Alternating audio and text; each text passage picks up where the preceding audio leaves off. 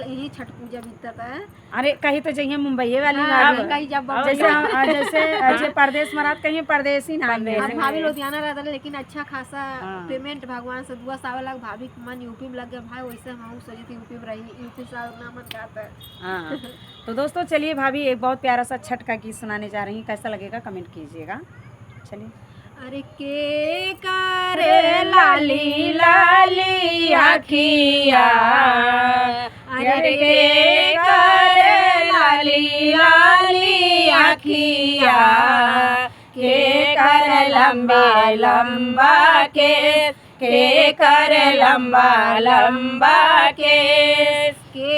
करे पिया परदेसिया, के करे पिया परदेसिया, के करे मनवा उदास, के करे मनवा उदास, सूरज मल के लाली लाली आखिया, सूरज मल के लाली लाली आखिया,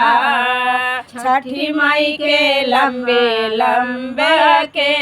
छठी माई के लंबा लंबा के, अरे वैष्णवी के पिया परदेसिया, वैष्णवी के पिया परदेसिया,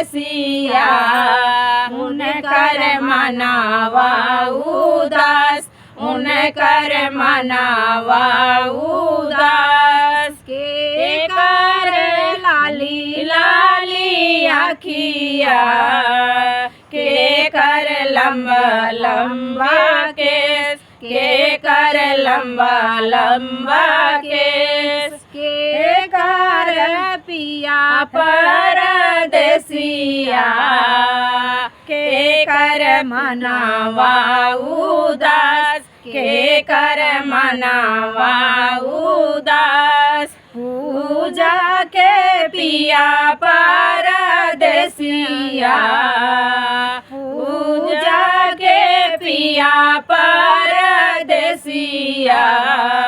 इनकर मनावा उदास, इनकर मनावा उदास, अरे अंजू के पिया परदेसिया, उनकर मनावा उदास, उनकर मनावा उदास। तो फ्रेंड बहुत प्यारा सा हमारी भाभी ने छठी मैया का